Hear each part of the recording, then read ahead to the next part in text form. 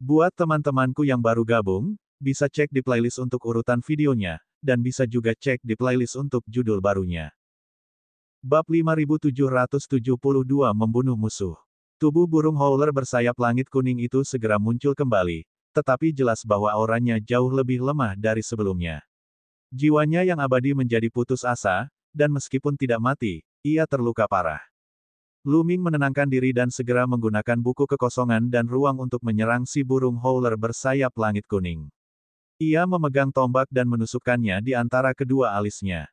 Waktunya sangat tepat, Gu bersayap surga kuning baru saja akan pulih, ia bahkan tidak punya kekuatan untuk melawan, ataupun waktu untuk melakukannya. Puci, tombak panjang itu menembus dahi Gu bersayap surga berwarna kuning dan menancap pada jiwanya yang abadi. Ah, bocah nakal! Mati saja. Langit kuning bersayap itu melolong marah. Dia benar-benar tidak menyangka bahwa setelah kehilangan tubuh bonekanya, Lu Ming, Raja Abadi 9 transformasi ini, benar-benar berani bertarung dengannya dalam jarak sedekat itu. Kekuatan sejati yang tersisa di tubuhnya melesat keluar seperti tsunami dan membombardir Lu Ming. Seketika, darah berceceran ke segala arah. Tubuh Lu Ming meledak menjadi belasan bagian dan terpental mundur. Namun, saat dia terbang keluar, Lu Ming menggumamkan kata dalam hatinya, meledak. Tombak abadi yang tertusuk pada jiwa abadi Gu bersayap surga kuning meledak.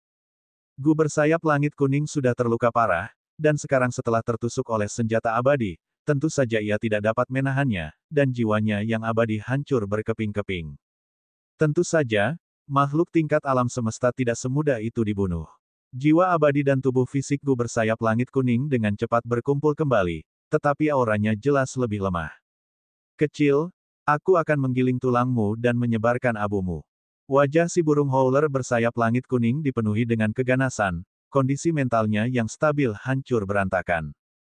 Dia adalah seorang tingkat alam semesta yang telah hidup selama puluhan ribu tahun bintang. Namun, dia benar-benar telah dipukuli dengan sangat buruk oleh seorang raja abadi dengan 9 transformasi. Ini hanyalah penghinaan yang luar biasa. Dia menggerakkan tubuhnya dan hendak menerkam Lu Ming. Tepat saat dia hendak memurnikan Lu Ming menjadi massa energi, sebuah gunung besar menghantamnya. Kamu King! Gu bersayap surga kuning berteriak kaget, dan pada saat berikutnya, gunung raksasa menghantam tubuhnya. Pada saat ini, Ye King telah meminjam kekuatan gunung raksasa di tanah ciptaan untuk mengeluarkan seni langit biru. Seberapa kuatkah itu? Bahkan kelabang bersayap langit kuning pada puncaknya tidak cukup untuk menghadapinya, apalagi keadaannya yang setengah mati saat ini. Saat gunung itu runtuh, daging dan jiwa abadi si burung howler bersayap surga kuning hancur total, berubah menjadi bagian dari energi kehampaan yang kacau. Ye King bahkan tidak melihat ke arah Lu Ming. Dia bergegas ke arah Lu Ming dan meraihnya dengan tangannya, menyatukan tubuh Lu Ming yang hancur dan mengekstraksi energi sejati di dalamnya. Tubuh Lu Ming memadat lagi, tetapi matanya tertutup dan dia tidak sadarkan diri. Senior King Tian, bawa Lu Ming pergi. Kau harus membuatnya tetap hidup. Dia adalah harapan masa depan. Ye King melangkah di udara dan gunung besar menghantam, memaksa langit luas yang datang tanpa malapetaka untuk mundur.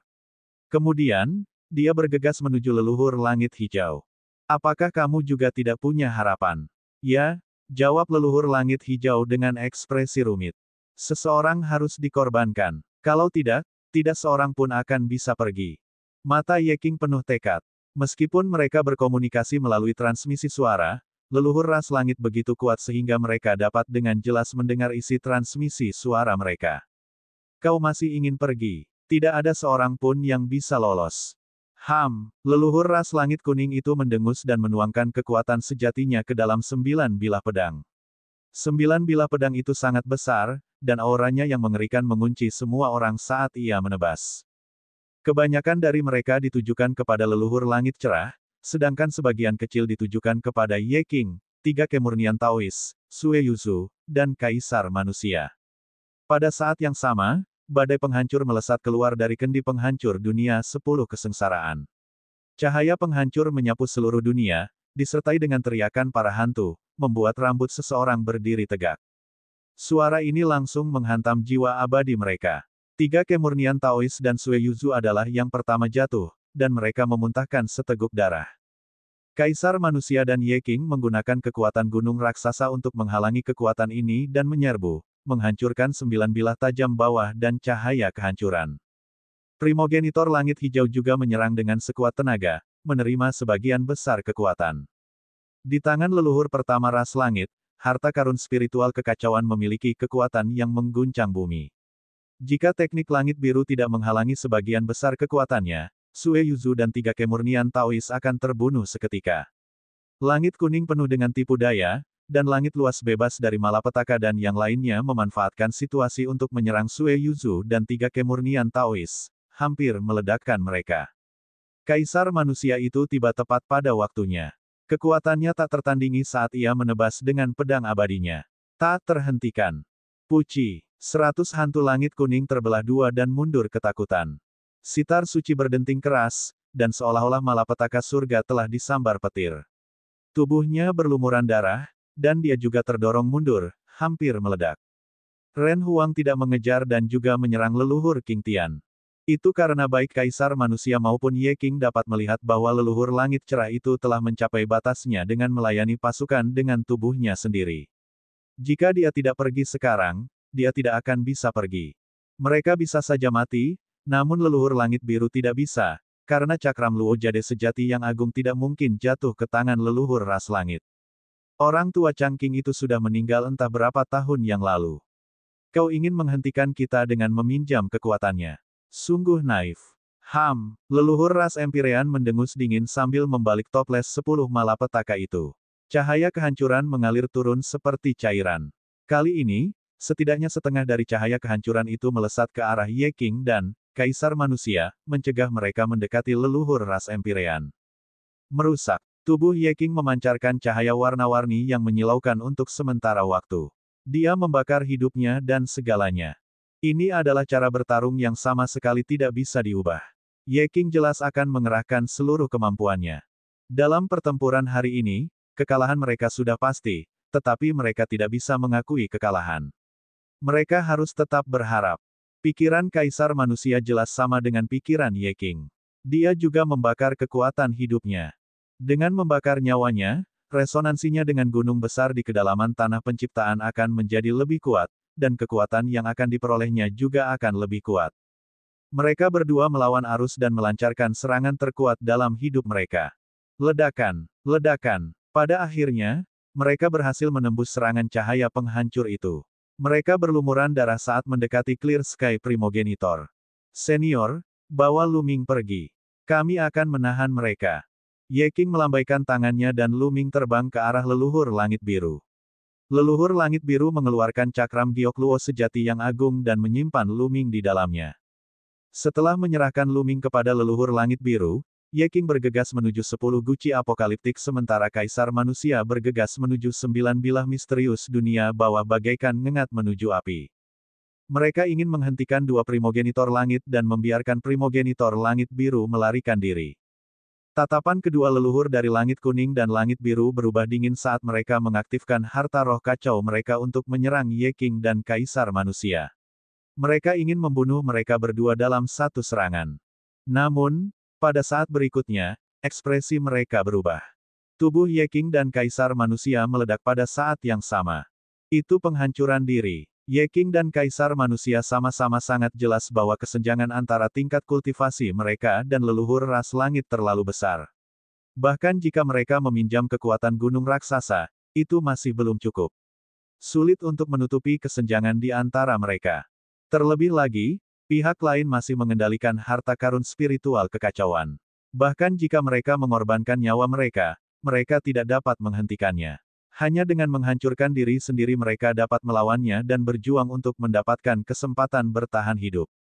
Penghancuran diri tubuh boneka pertempuran Hun Yihe sudah sangat dahsyat, belum lagi kekuatan mengerikan Ye King dan Kaisar Manusia yang menghancurkan diri sendiri dalam kondisi mereka saat ini.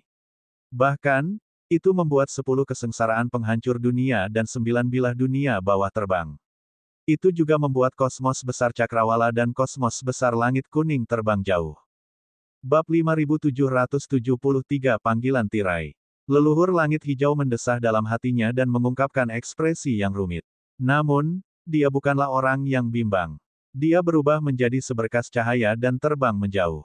Sue Yuzu dan tiga kemurnian Tao mengambil kesempatan ini untuk melarikan diri ke arah yang berlawanan dengan leluhur langit cerah.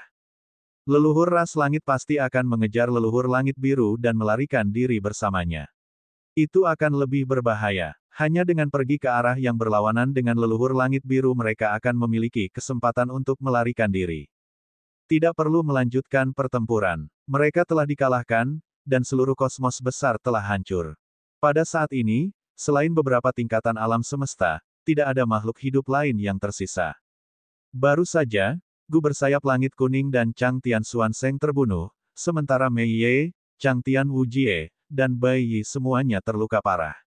Tidak ada yang bisa menghentikan mereka, dan mereka akan segera menyerbu ke dalam kekacauan. Tiba-tiba, kehampaan bergetar dan langit serta bumi berubah.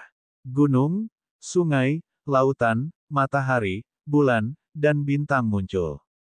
Pada saat yang sama, puluhan cahaya pedang besar muncul di depan Sue Yuzu dan tiga kemurnian Taois. Mereka berdiri di antara langit dan bumi. Dibandingkan dengan cahaya pedang, Sue Yuzu dan tiga kemurnian Taois seperti semut. Itulah alam semesta jati diri sejati. Ekspresi Sue Yuzu berubah. Lebih jauh lagi, ini bukanlah alam semesta sejati tingkat alam semesta biasa. Alam semesta sejati tingkat alam semesta biasa hanya akan memiliki bentuknya tetapi akan berada dalam kekacauan. Namun, alam semesta sejati, yang telah muncul sekarang ditutupi dengan hukum nomologis dan penuh dengan vitalitas. Itu tidak berbeda dari alam semesta yang benar-benar hebat. Itu merupakan alam semesta jati diri leluhur ras langit. Di sisi lain, leluhur langit hijau juga tidak dapat melarikan diri dan juga terperangkap di alam semesta jati diri. Di depannya, cahaya pedang besar muncul. Kita telah menyembunyikan alam semesta jati diri sejati dalam kehampaan. Tidak seorang pun dapat melarikan diri hari ini. Suara dingin leluhur ras langit kuning terdengar. Ayo pergi ke sisi leluhur King Tian. Sue Yuzu dan tiga orang suci Tao bereaksi sangat cepat. Mereka tahu betul bahwa dengan kekuatan mereka, tidak diragukan lagi bahwa mereka akan mati jika mereka berhadapan dengan alam semesta sejati leluhur ras langit sendirian. Hanya dengan mengandalkan primogenitor langit hijau mereka akan mempunyai kesempatan bertahan hidup. Akan tetapi, sebelum mereka bisa mendekati primogenitor langit cerah, tubuh mereka diikat oleh rantai yang tebal. Rantai ini adalah rantai hukum, yang terbentuk dari hukum. Hukum ini sama sekali berbeda dari hukum kekacauan dan hukum kosmos besar lainnya. Ini adalah hukum yang dipahami oleh para leluhur ras langit. Oleh karena itu, di alam semesta jati diri, mereka adalah penguasa dan dapat mengendalikan hukum langit dan bumi sesuka hati. Rantai hukum tidak hanya mengikat Sue Yuzu dan tiga kemurnian Taois. Di atas hukum, ada juga api hukum yang dengan cepat memurnikannya. Tubuh abadi mereka, jiwa abadi, dan kekuatan sejati yang melindungi tubuh mereka sama sekali tidak berguna di bawah nyala api hukum. Mereka dengan cepat mencair dan menjadi nutrisi bagi leluhur ras langit. Cahaya pedang besar di sekitarnya menebas primogenitor langit hijau. Leluhur langit hijau terus-menerus menyerang dengan jari surgawi kesengsaraan langit hijau untuk menghalangi cahaya pedang besar itu. Akan tetapi, tubuhnya menjadi semakin ilusi, seperti hantu yang dapat dihancurkan kapan saja. Dia telah mencapai batasnya, dan esensi, ki, dan jiwanya hampir mengering. Pada saat yang sama, Sue Yuzu dan tiga kemurnian Tao tidak dapat menahannya lagi, dan tubuh mereka berada di ambang kehancuran. Senior, kalau kamu masih hidup, bantulah kami mewariskan warisan kami. Seberkas cahaya terbang keluar dari tubuh tiga kemurnian Taois dan Sue Yuzu menuju tubuh leluhur langit biru. Mereka tidak rela mati seperti ini dan warisan mereka terputus, jadi mereka memberikan sebagian ingatan mereka kepada primogenitor langit cerah. Segera setelah itu, tubuh mereka runtuh dan diselimuti oleh api hukum, berubah menjadi energi yang paling murni. Pedang terbang setinggi langit biru. Tubuh leluhur langit hijau, yang hampir hancur, melesat ke cakram Giok Zenluo besar. Cakram Giok Zenluo besar bersinar terang dan berubah menjadi cahaya pedang, melesat maju. Ini adalah serangan penuh kekuatan dari leluhur langit biru. Dia telah memberikan semua kekuatan sejatinya, jiwa abadi, tubuh abadi, dan darah abadi kepada cakram Giok Zenluo Agung sebagai ganti kekuatan yang melampaui puncaknya. Pedang langit biru yang menjulang tinggi adalah salah satu dari 6 keterampilan langit biru. Pedang ini tidak hanya memiliki kekuatan serangan yang kuat, tetapi juga memiliki kemampuan untuk menghancurkan kehampaan dan melarikan diri di langit. Kemanapun cahaya pedang itu lewat, rantai nomologis yang padat terputus, dan cahaya pedang yang besar juga ikut tertembus. Asyik, cahaya pedang itu menembus penghalang alam semesta kebenaran. Dalam sekejap, cahaya itu menghilang ke dalam kekosongan primal chaos yang luas. Brengsek, kedua leluhur ras langit itu sangat marah. Tubuh-tubuh besar dari kosmos langit luas dan kosmos langit kuning bertabrakan ke arah tertentu, menghancurkan segalanya. Badai petir yang sangat besar langsung dihancurkan menjadi ketiadaan oleh kosmos langit luas. Namun pada akhirnya, dia tidak dapat mengunci pada sosok primogenitor langit cerah. Sementara itu, langit luas dan langit kuning terus meluas. Ukurannya 2 kali lebih besar dari sebelumnya. Mereka berupaya sekuat tenaga untuk mengaktifkan alam semesta jati diri mereka dan harta spiritual kacau untuk menekan leluhur King Tian, tetapi kehendak samudera alam semesta di tubuh mereka mengambil kesempatan untuk melakukan serangan balik dan hampir kehilangan kendali. Mereka tidak mengejarnya. Sebaliknya, mereka mencoba menekan keinginan samudera semesta dalam tubuh mereka. Setelah beberapa saat, seperti halnya waktu yang dibutuhkan untuk membakar dupa, tubuh mereka akhirnya menjadi stabil dan mereka berhasil menahan serangan balik dari kehendak samudera semesta. 6 sosok muncul tak jauh dari sana. Mereka berdiri berdampingan dan membungkuk. Bawahan ini tidak melakukan tugasnya dengan baik. Tolong hukum aku, leluhur. Mereka secara alami adalah 6 tingkatan alam semesta dari ras langit. Meskipun kelabang bersayap langit kuning dan kehidupan misterius langit Chang telah dibunuh oleh Ye King dan Kaisar Manusia, mereka berdua telah membudidayakan Sutra Abadi 9 Kematian, dan telah mencapai alam, mengubah kehampaan menjadi kenyataan, sehingga mereka dapat dibangkitkan setelah dibunuh. Leluhur pertama ras langit tidak menjawab. Dengan kilatan cahaya, 2 sosok muncul. Mereka adalah inkarnasi dari 2 leluhur pertama ras langit. Itu bukan inkarnasi alam pernapasan embrionik, tetapi inkarnasi biasa. Ayo, ikuti kami ke Istana Penciptaan Abadi, kata leluhur ras Empyrean. Seketika, kelompok 8 menerobos udara dan bergegas menuju gerbang surgawi penciptaan. Kecepatan mereka begitu cepat sehingga mereka tiba di gerbang surgawi penciptaan tak lama kemudian dan memasuki salah satu dunia. Disinilah Luming dan yang lainnya menemukan prasasti batu tanpa kata. Tetapi sekarang, prasasti batu tanpa kata itu telah lenyap, dan sebuah lubang telah muncul di tanah. Ledakan, ledakan. Perwujudan 2 leluhur ras langit dipenuhi aura brutal. Prasasti batu tanpa kata itu telah diambil. Yang lain mungkin tidak tahu tentang prasasti batu tanpa kata itu, tetapi mereka tahu. Dulu, ketika pertahanan Istana Abadi Pencipta masih utuh, bahkan para makhluk tingkat alam semesta akan kesulitan untuk masuk. Namun, mengingat kultivasi mereka, mereka telah mencapai puncak tingkat alam semesta. Pertahanan yang ditinggalkan oleh para pencipta tentu saja tidak dapat menghentikan mereka. Mereka telah lama mengetahui tentang prasasti batu tanpa kata dan telah mempelajarinya sejak lama. Namun, sulit bagi mereka untuk mengambilnya dengan kemampuan mereka. Hanya ada satu orang yang mampu mengambil prasasti batu tanpa kata itu, yaitu leluhur langit biru, yang mengandalkan prasasti batu giok Zenluo Agung. Jelas, setelah leluhur langit hijau melarikan diri, dia tidak melarikan diri ke dalam kekacauan besar. Sebaliknya, dia datang ke sini terlebih dahulu dan mengambil prasasti batu tanpa kata itu. Bab 5774, tidak apa-apa bersikap tidak sopan. Merasakan aura brutal dari kedua leluhur itu, mereka berenam bahkan tidak berani bernapas. Mereka tahu betapa mengerikannya kedua leluhur itu dan betapa kejamnya metode mereka. Sebagian besar makhluk abadi sejati, Raja Abadi, dan alam semesta setengah langkah dari ras langit kuning dan ras langit biru telah dilahap dan diubah menjadi nutrisi untuk menerobos ke alam ciptaan.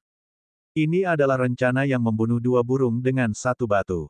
Pertama, kedua leluhur itu harus melahap makhluk yang tak terhitung jumlahnya di lautan semesta untuk menerobos ke alam ciptaan.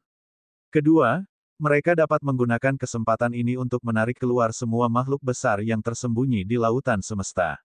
Mereka tidak ragu bahwa jika tidak bernilai, pasti sudah dimakan habis dan tidak akan membantu mereka untuk bangkit kembali. Ke arah manakah hantu tua King Tian akan melarikan diri?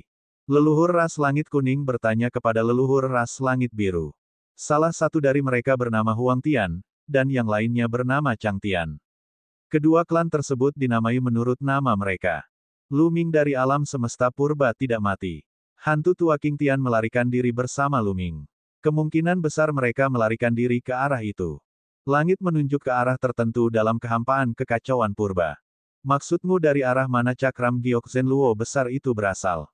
Kata Huang Tian. Benar sekali. Saat itu, cakram giok Zenluo besar melayang dari arah itu. Hantu tua King Tian menggunakan cakram giok Zenluo besar untuk membuka portal teleportasi dan mengirim semua makhluk hidup pergi. Sangat mungkin mereka diteleportasi ke arah tempat cakram giok Zenluo besar melayang. Ini akan memudahkan mereka untuk menemukannya. Kata Chang Tian. Huang Tian berpikir sejenak dan berkata, kau benar. Selain itu, teleportasi memerlukan koordinat.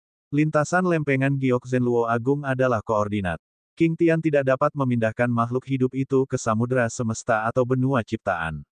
Mereka tidak dapat melarikan diri dari kita. Mereka hanya dapat diteleportasi ke kehampaan kacau yang jauh. Koordinatnya hanya dapat berupa lintasan lempengan giok Zenluo Agung. Dengan itu, tangan Huang Tian mencengkeram udara, dan gumpalan darah terkumpul di kehampaan dan mengembun menjadi bola. Aura yang dipancarkan darah itu sama persis dengan aura Lu Ming. Ini adalah darah Lu Ming dari luka-lukanya. Kau dapat menggunakannya untuk mengetahui lokasi persisnya. Hantu tua King Tian telah menggunakan tubuhnya sebagai perisai dan telah kehilangan semua energinya. Tidak perlu takut padanya. Kau dapat melacak mereka dan mengalahkan mereka. Ingat, tidak peduli berapa lama waktu yang dibutuhkan, Anda harus menurunkannya. Suara Huang Tian dingin dan tidak diragukan lagi. Ya, leluhur. Mereka berenam masing-masing menerima sedikit darah Lu Ming. Leluhur. Lalu bagaimana dengan anggota klan lainnya? Ada banyak klan yang tinggal di langit luas kosmos besar dan langit kuning kosmos besar. Ketika langit luas kosmos besar dan langit kuning kosmos besar melahap lautan alam semesta, mereka telah mengirim klan-klan itu keluar dari kosmos besar. Kedua leluhur itu tidak memurnikan semua orang dari kedua klan. Mereka jelas ingin menyimpan benih dan tidak memusnahkan kedua klan. Kalian bisa pergi. Kami akan membawa anggota klan itu ke benua penciptaan. Benua penciptaan adalah tempat terbaik untuk tinggal dan bercocok tanam. Ketika para master penciptaan menciptakan benua penciptaan, mereka tidak memilih lokasi yang acak. Surga melambaikan tangannya. Suara mendesing, suara mendesing. 6 orang jagoan bela diri tingkat semesta itu melesat ke angkasa dan mengejar ke arah yang telah ditunjuk sang leluhur. Kedua leluhurnya tidak mengejarnya secara pribadi, bukan karena mereka tidak mau, tetapi karena mereka tidak bisa. Pertarungan sebelumnya telah memberi kesempatan pada kekuatan lautan semesta untuk melawan. Mereka harus memanfaatkan waktu dan memurnikan lautan semesta Yin yang dengan sekuat tenaga. Jika tidak, akan meninggalkan bahaya tersembunyi yang besar, yang bahkan dapat memengaruhi terobosan mereka ke alam ciptaan. Prioritas utama mereka adalah menerobos ke alam penciptaan. Begitu mereka menerobos ke alam penciptaan, kekuatan mereka akan mencapai lompatan besar dan memasuki tingkat yang benar-benar baru. 6 tingkatan alam semesta terbang ke arah yang ditunjukkan oleh sang pendiri leluhur. Mereka terbang selama beberapa hari, tetapi mereka tidak menemukan jejak Lu Ming dan pendiri leluhur langit cerah. Mereka menggunakan darah Lu Ming untuk menghitung, tetapi hasilnya juga kabur. Seolah-olah ada kekuatan besar yang menyembunyikannya. Mereka sama sekali tidak dapat menghitung lokasi dan koordinat spesifiknya. Hantu tua King Tian pasti telah menutupi aura Lu Ming dan menghalangi deduksinya. Kata surga, jika kita tidak bisa menangkap hantu tua King Tian, kita tidak akan bisa menjawab pertanyaan leluhur kita. Ayo kita lanjutkan pengejaran. 100 langit kuning berkata, 6 ahli itu melanjutkan pengejaran mereka. Sesekali, mereka akan menggunakan darah Lu Ming untuk membuat perhitungan. Di mana ada lautan semesta, di situ ada sebidang tanah yang terbang menuju tanah ciptaan. Benua ini adalah benua tempat suku Empirean tinggal saat ini. Di sebuah aula besar, Chang Tianliusa gelisah saat dia melihat seorang tetua di aula tersebut. Orang tua itu memegang jimat giok dan tampak sedang membaca informasi di dalamnya. Setelah beberapa saat, lelaki tua itu membuka matanya. Kakek buyut, apa yang terjadi? Mengapa samudera semesta menghilang? Kosmos besar di cakrawala kita juga menghilang. Pasir yang mengalir dari surga bertanya dengan cemas. Mereka tidak tahu apa yang terjadi di lautan semesta. Mereka tidak tahu bahwa lautan semesta telah mengalami perubahan yang mengguncang bumi. Mata lelaki tua itu dipenuhi dengan keterkejutan, kebingungan, ketidakpercayaan, dan berbagai emosi rumit lainnya. Setelah beberapa lama, dia perlahan pulih dan menyerahkan jimat giok itu kepada Chang Tian Liusa. Lihatlah sendiri. Chang Tian Liusa mengambil jimat giok dan segera memeriksanya. Jimat giok ini dikirim kembali belum lama ini oleh surga yang tidak berbahaya. Ini karena lelaki tua di depannya, kakek buyut Liusa dari langit, adalah putra dari langit yang tidak mengalami malapetaka. Dia adalah salah satu dari sedikit alam semesta setengah langkah dari klan langit. Pasir mengalir dari surga memindai jimat giok dengan indera spiritualnya untuk memeriksa isinya. Kemudian, tubuh halus pasir yang mengalir dari surga bergetar. Matanya menunjukkan ketidakpercayaan, keterkejutan, kebingungan, dan emosi rumit lainnya.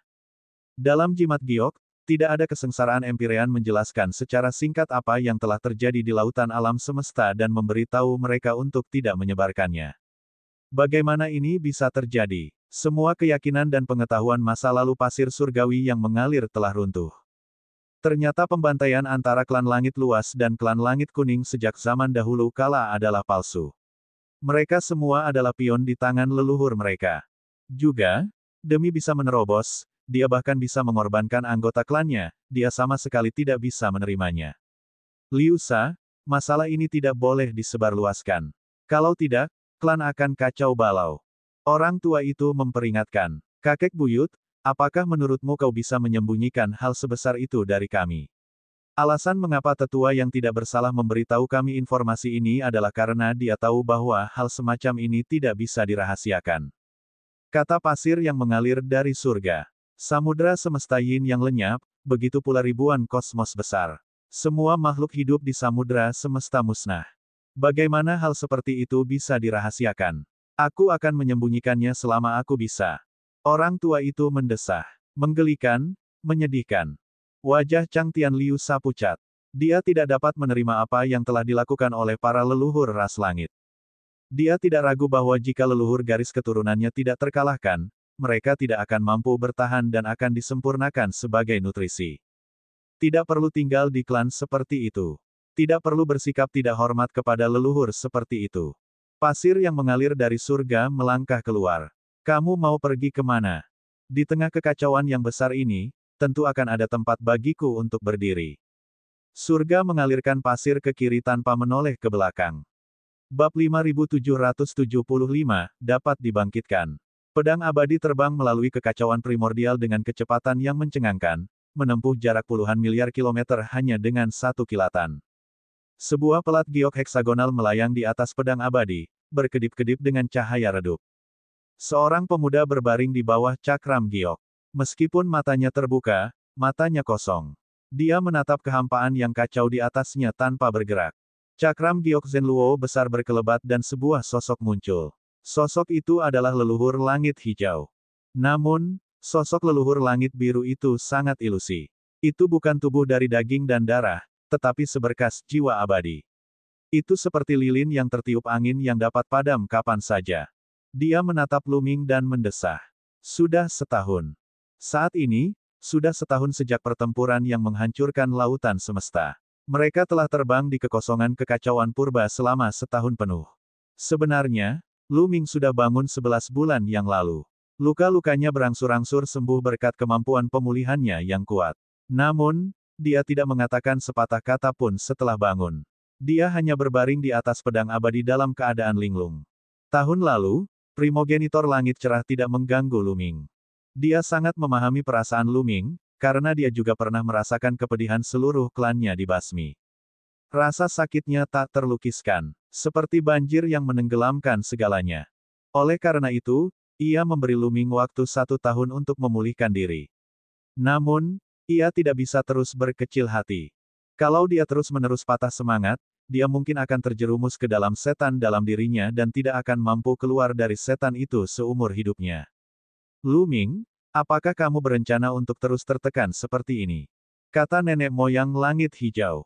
Tidak ada jawaban. Luming masih terbaring linglung. Dia bahkan tidak berkedip. Beberapa anggota keluarga Anda masih hidup, dan mereka yang masih hidup mungkin menghadapi berbagai bahaya. Mereka membutuhkan Anda, dan Anda harus hidup demi mereka yang masih hidup. Kata primogenitor langit hijau. Kali ini, mata Lu Ming berkedip. Bagaimana mungkin dia tidak mengerti? Dalam benaknya, sosok Lu Shen Huang, Lu Qi, Xian Yanxing, Qiu Yue dan yang lainnya melintas. Dia telah melihat mereka memasuki gerbang susunan teleportasi dengan matanya sendiri. Apakah mereka baik-baik saja? Dia ingin menenangkan diri dan mencari mereka. Namun, ketika dia memikirkan Lu Yuntian, Li Ping, Hua Qi, Pang Xi, Huang Ling, Xia Jiuyang, Yan Kuangtu, dan yang lainnya, dia merasa seolah-olah ada pisau yang menusuk hatinya. Dia tidak dapat menahan kesedihannya. Potongan-potongan kenangan tentang masa-masa yang dihabiskannya bersama yang lainnya terus muncul di benaknya. Kenangan itu membanjiri dirinya seperti air pasang, membuatnya sulit bernapas. Senior, mengapa kamu menyelamatkanku? Akhirnya, Lu Ming berbicara untuk pertama kalinya dalam setahun. Ia terlalu lelah. Sepanjang perjalanan, ia telah membawa terlalu banyak beban di punggungnya dan menanggung terlalu banyak beban. Ia telah membawa beban ini selama ini dan tidak berani mengendur sedikit pun. Terkadang, dia benar-benar ingin berhenti dan beristirahat. Barangkali, ia tewas di tangan burung howler bersayap langit kuning dalam pertempuran itu, dan meninggal selamanya. Kematian mungkin bukan hal buruk. Dengan begitu, ia tidak perlu menderita, ia tidak perlu menanggung semuanya, dan ia bisa beristirahat dengan baik. Kau pikir orang tua ini ingin menyelamatkanmu? Ye King lah yang ingin menyelamatkanmu. Si bocah Ye King itu benar-benar salah menilai dirimu. Jika aku tahu kau begitu rapuh, aku akan menyelamatkan Ye King. Kata leluhur langit biru, mencoba memprovokasi Lu Ming, tetapi Lu Ming tetap diam dan tidak menanggapi sama sekali. Leluhur langit cerah merenung sejenak lalu berkata, sebenarnya bukan tidak mungkin untuk menghidupkan kembali mereka yang telah meninggal. Apa? Jantung Lu Ming bergetar hebat. Matanya yang kosong dan lesu berseri-seri dengan cahaya terang. Dia berdiri dan menatap leluhur langit biru. Kemudian, dia membungkuk dalam-dalam dan berkata, Senior, apakah Anda dapat membangkitkan mereka yang telah meninggal? Aku tidak bisa, tapi kamu bisa. Aku, benar sekali. Anda telah melihat apa yang dilakukan Huang Tian dan Chang Tian. Mereka dapat membuka sungai waktu dan ruang serta memanggil orang mati sebagai roh. Basis kultivasi mereka hanya berada di puncak alam semesta. Selama mereka mencapai alam ciptaan, mereka dapat dibangkitkan melalui sungai waktu dan ruang. Kata nenek moyang langit hijau. Senior, apakah kamu berbohong padaku? Apakah kamu mencoba menghiburku dengan metode ini? Kata Lu Ming. Dia benar-benar ragu. Dia belum pernah mendengar atau mendengar ada orang yang menghidupkan kembali orang mati. Orang macam apa aku ini? Mengapa aku harus menggunakan distribusi semacam ini untuk menipu kamu? Ekspresi leluhur langit hijau sedikit tenggelam. Aku pernah mewarisi sebagian ingatan para master penciptaan, jadi aku tahu sedikit tentang metode mereka. Alam penciptaan memiliki kemampuan untuk merebut ciptaan langit dan bumi. Mereka dapat menciptakan makhluk hidup, dan tidak sulit untuk menghidupkan kembali makhluk hidup yang telah meninggal. Setiap makhluk hidup, selama mereka hidup di dunia, akan meninggalkan jejak dalam ruang dan waktu. Jejak tersebut dapat ditemukan di sungai ruang dan waktu. Alasan mengapa langit dan bumi dapat memanggil roh didasarkan pada hal ini. Jika kultivasi seseorang lebih tinggi, tidak sulit untuk membangkitkan makhluk hidup dengan jejak di sungai ruang dan waktu sebagai fondasinya. Hati Lu Ming membara. Analisis primogenitor langit cerah sangat masuk akal, dan dia sudah yakin 60-70%. Tapi alam penciptaan. Api di hati Lu Ming memudar dalam sekejap. Alam ciptaan. Mencapai alam ciptaan lebih mudah diucapkan daripada dilakukan. Akan sangat sulit untuk mencapai tingkatan alam semesta, apalagi tingkatan pencipta. Di lautan semesta, ada puluhan ribu kosmos yang hebat. Selama bertahun-tahun yang tak berujung, berapa banyak bakat luar biasa yang telah lahir. Akan tetapi, berapa banyak di antara mereka yang mampu menembus tingkat alam semesta. Sue Yuzu, 3 kemurnian Taois, Ye King, dan beberapa yang lain semuanya ada di sana. Bahkan ras langit dan bumi hanya ada 6, dan dengan 2 nenek moyang, jumlahnya hanya 8. Sejujurnya, Lu Ming bahkan tidak 100% yakin bahwa dia bisa menembus tingkat alam semesta, apalagi tingkat penciptaan. Jaraknya terlalu jauh dan itu hanya ilusi. Kedua leluhur langit dan bumi telah melahap sebagian besar makhluk hidup Dao abadi dari kedua ras. Mereka juga telah melahap semua kosmos besar dan makhluk hidup dari samudera alam semesta Yin Yang dan samudera alam semesta. Tujuan mereka adalah untuk menerobos ke alam ciptaan. Meski begitu, masih belum diketahui apakah itu akan berhasil. Seseorang dapat membayangkan betapa sulitnya menerobos ke alam penciptaan. Semakin dia memikirkannya, semakin dia merasa itu tidak mungkin. Lu Ming tidak bisa menahan perasaan sedih. Dalam keadaan normal, memang mustahil bagimu untuk menerobos ke alam penciptaan. Namun, dengan piring giok luo sejati yang agung, segalanya mungkin terjadi. Kata nenek moyang langit hijau. Semangat Lu Ming kembali bangkit. Ia mengamati cakram giok heksagonal di atas kepalanya.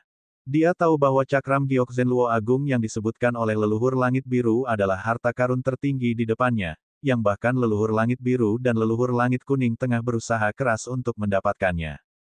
Cakram giok luo sejati yang agung dapat membantu orang menerobos ke alam penciptaan. Lu Ming merasa itu agak tidak dapat dipercaya. Tentu saja, cakram giok Zenluo Agung adalah harta karun sejati yang agung, yang jauh lebih berharga daripada harta karun spiritual kekacauan. Lebih jauh lagi, cakram giok Zenluo Agung dapat terhubung dengan dunia nyata, dan terus-menerus menyerap kekuatan realitas. Akan memungkinkan untuk menerobos ke alam ciptaan. Selain itu, cakram giok Zenluo Agung memiliki banyak fungsi misterius lainnya. Kata nenek moyang langit hijau. Harta karun sejati yang agung. Dunia nyata. Itu adalah dua kata lain yang belum pernah didengarnya sebelumnya. Bab 5776, Dunia Nyata, Rahasia yang Mengejutkan. Dipenuhi rasa ingin tahu, Lu Ming terus bertanya, Senior, apa asal-usul lempengan giok Zenluo yang agung? Kudengar tiga ahli penciptaan saling bertarung demi harta karun tertinggi dan tewas satu demi satu. Apakah itu lempengan giok kebenaran agung? Tidak seorang pun tahu asal-usul cakram giok Zenluo agung, bahkan tiga ahli penciptaan. Saya hanya tahu bahwa itu berasal dari kekacauan yang tak terhitung jumlahnya tahun lalu dan diperoleh oleh tiga ahli penciptaan. Mereka menghabiskan waktu lama untuk mempelajarinya sebelum mereka mengetahui beberapa fungsinya. Hanya karena mereka meneliti beberapa fungsinya, tiga penguasa penciptaan itu memulai perang. Pada akhirnya, itu semua karena keserakahan. Menjelang akhir, primogenitor langit cerah tampaknya teringat sesuatu dan mendesah dalam-dalam. Mereka sudah menjadi master dalam penciptaan. Tidak ada yang tidak bisa mereka lakukan. Mengapa mereka masih bertarung sampai mati? Lu Ming menggelengkan kepalanya sedikit. Dia benar-benar tidak mengerti. Seorang pencipta dapat dengan mudah menciptakan kosmos yang besar dan makhluk hidup.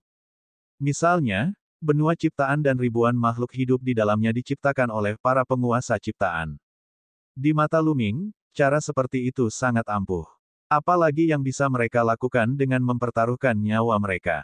Bukankah menyenangkan menikmati hidup? Dia tidak bisa melupakannya. Anda berpikir seperti itu karena Anda tidak mengetahui asal-usul sang penguasa penciptaan dan rahasia-rahasia dunia yang kacau ini. Kata nenek moyang langit hijau. Saya baru saja akan bertanya. Lu Ming menangkupkan tinjunya. Dia memiliki banyak pertanyaan dalam hatinya. Leluhur langit biru telah mewarisi sebagian ingatan sang pencipta dan telah hidup lama. Dia adalah sejarah kuno yang hidup yang hampir mengalir melalui perkembangan samudera semesta. Dia pasti tahu banyak rahasia. Dia dapat menggunakan kesempatan ini untuk menanyakan semua pertanyaan dalam hatinya. Ketiga penguasa penciptaan bukanlah makhluk hidup dari kehampaan yang kacau ini. Mereka berasal dari dunia nyata.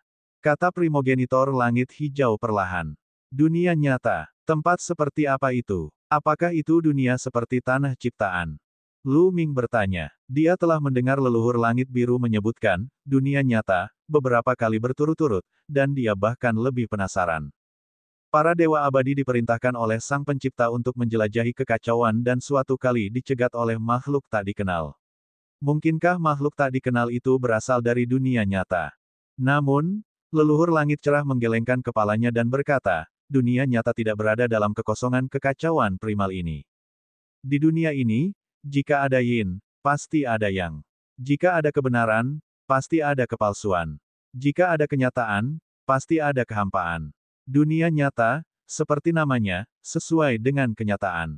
Kekuatan kenyataan berasal dari sini. Dan kehampaan yang kacau sesuai dengan ketiadaan. Senior, apakah kamu mengatakan bahwa kekosongan primal chaos ini adalah alam ilusi?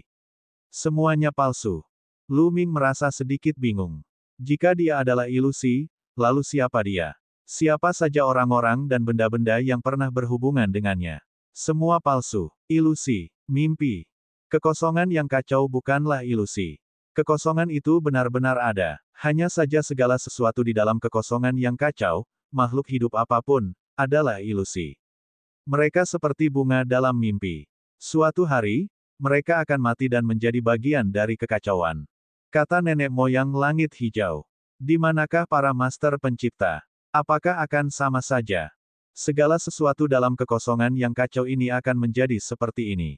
Semua materi, objek, dan makhluk hidup dari alam apapun pada akhirnya akan menjadi bagian dari kekacauan. Para master penciptaan itu kuat dan hanya bisa bertahan lebih lama. Periode waktu ini sangat panjang bagi makhluk hidup biasa dan bahkan bagi mereka yang hidup di jalan keabadian. Namun, pada akhirnya ada akhir. Itu tidak bisa abadi dan tidak bisa abadi. Kosmos yang besar juga akan membusuk. Dalam kekacauan yang luas, kosmos yang besar seperti gelembung. Bahkan tanpa kekuatan eksternal, ia pada akhirnya akan meledak. Nama-nama kosmos besar di samudera semesta berasal dari 3 ras langit besar, dan semuanya memiliki kata void di dalamnya. Misalnya, alam semesta purba Anda disebut kosmos besar kekosongan purba, alam semesta cakrawala disebut kosmos besar kekosongan cakrawala, dan alam semesta yang kacau disebut kosmos besar kekosongan yang kacau. Hanya saja kata ketiadaan telah dihilangkan dari waktu ke waktu. Kata ini secara langsung disebut kosmos agung purba, kosmos agung cakrawala. Lu Ming tiba-tiba menyadarinya. Ia teringat ketika lorong kosmik alam semesta purba baru saja terhubung dengan dunia luar, ia pernah mendengar orang lain menyebut alam semesta purba sebagai kosmos agung kehampaan purba. Saat itu, ia belum memahami makna di baliknya dan mengira itu hanya sebuah nama. Ia tidak menyangka bahwa ada makna yang begitu dalam di baliknya. Dalam kekosongan kekacauan purba, tidak ada yang abadi. Para penguasa penciptaan tidak terkecuali. Hanya kebenaran yang bisa abadi. Primogenitor langit hijau ditambahkan. Jika memang begitu, mengapa para master penciptaan datang ke kehampaan kekacauan purba dan tidak kembali ke dunia nyata? Lu Ming bertanya. Itu karena kehampaan yang kacau adalah tanah pengasingan, seperti kurungan yang tak terbatas. Ketiga penguasa penciptaan diasingkan oleh dunia nyata. Mengenai alasan pastinya, saya tidak yakin. Saya hanya memiliki sebagian kecil ingatan para penguasa penciptaan. Lu Ming mengerti. Sang pencipta ingin kembali tetapi dia tidak bisa. Kemudian, primogenitor langit cerah melemparkan informasi yang bahkan lebih penting. Para master pencipta pernah berspekulasi bahwa senjata abadi, kitab suci abadi, dan bahkan harta karun roh kekacauan di dalam kekacauan tidak lahir dari kekacauan. Sangat mungkin bahwa mereka ditinggalkan oleh para ahli yang diasingkan ke dalam kehampaan yang kacau ini setelah berasimilasi dengan kekacauan dan diubah menjadi Dao. Kata leluhur langit hijau dengan ekspresi serius. Hati Lu Ming bergejolak. Ia begitu terkejut hingga tidak dapat berkata apa-apa. Ini benar-benar menghancurkan pemahamannya sebelumnya dan menumbangkan ide-idenya. Mereka yang diasingkan ke kehampaan yang kacau ini semuanya adalah para ahli. Mereka setidaknya adalah makhluk tingkat semesta dan sangat kuat. Di dunia nyata, mereka semua adalah makhluk abadi. Bagaimana mereka bisa rela berasimilasi dengan kekacauan? Mereka akan menggunakan segala macam cara untuk mempertahankan diri. Beberapa akan berubah menjadi senjata abadi, beberapa menjadi kitab suci abadi, dan meninggalkan sebagian besar esensi tubuh mereka. Jika tidak, bagaimana bisa kekosongan kekacauan purba menghasilkan begitu banyak senjata abadi dan kitab suci abadi? Itu tidak realistis. Primogenitor langit hijau berlanjut. Semakin Lu Ming memikirkannya, semakin ia merasa bahwa hal itu mungkin. Ia memikirkan labu kekacauan dan akar spiritual kekacauan. Pertama kali dia melihat akar spiritual kekacauan, dia melihat sosok seorang pria muncul di atasnya dan kemudian menghilang. Saat itu, Lu Ming merasa aneh. Ia menduga bahwa akar spiritual kekacauan memiliki seorang guru di masa lalu.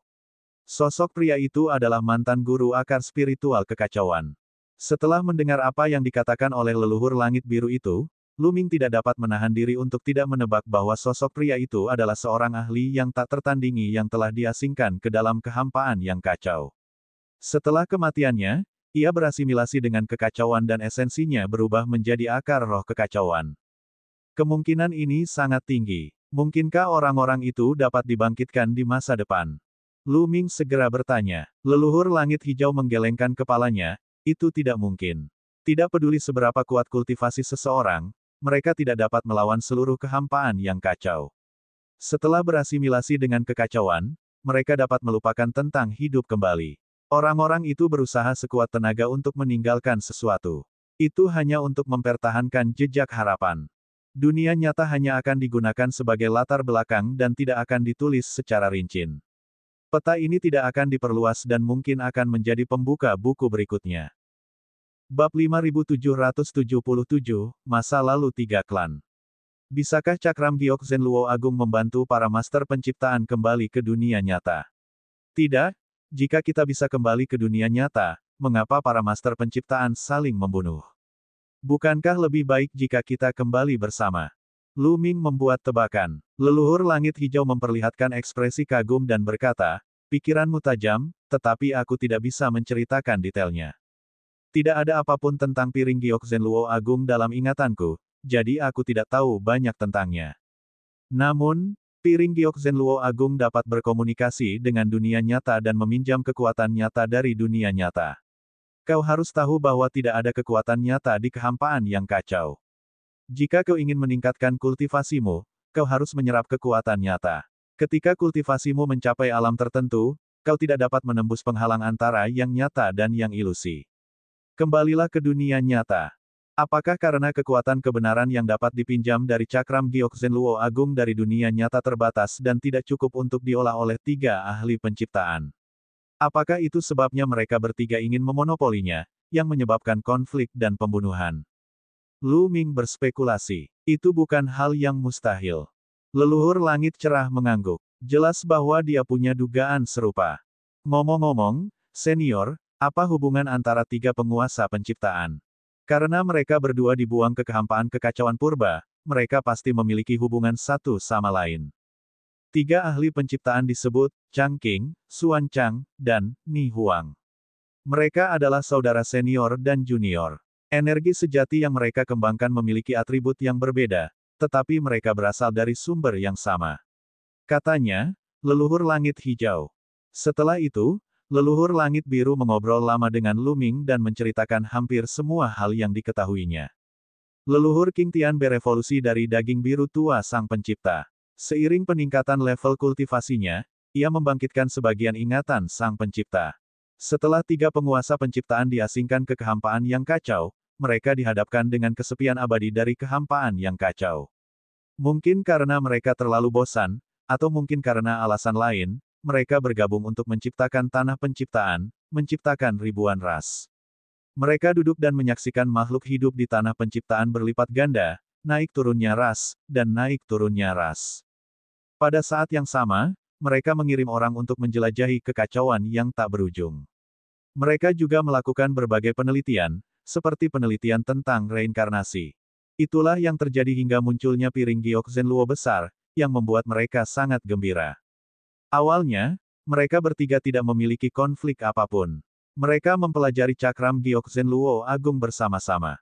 Ketika mereka meneliti cakram giok Zenluo Agung, mereka telah menempa 11 komponen senjata surgawi penciptaan. Ketika 33 komponen disatukan, mereka akan membentuk senjata surgawi penciptaan yang lengkap, yang secara khusus digunakan untuk mengendalikan cakram giok Zenluo Agung. Akan tetapi, sebelum komponen senjata abadi pencipta dapat berhasil dibuat, ketiga ahli pencipta telah terlebih dahulu bertempur hebat.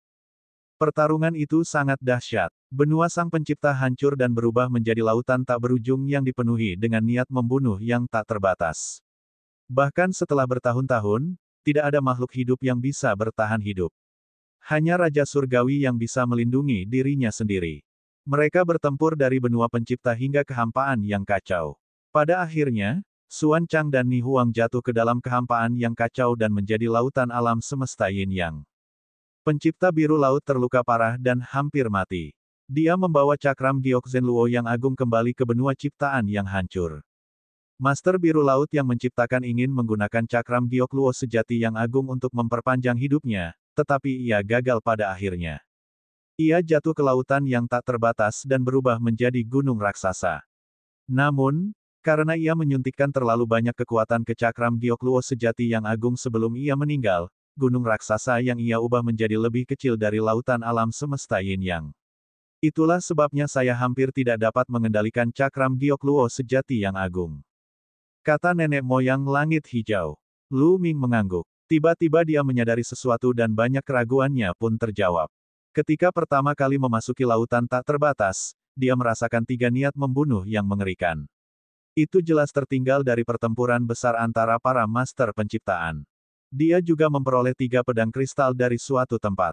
Pedang-pedang itu begitu kuat sehingga bahkan dapat menghalangi 9 transformasi Raja Abadi. Senior, apakah kamu benar-benar berhasil keluar dari gunung raksasa yang telah diubah oleh para master penciptaan? Lu Ming bertanya. Dia juga sangat penasaran dengan pertanyaan ini. Benar sekali. Primogenitor Clear Sky mengangguk.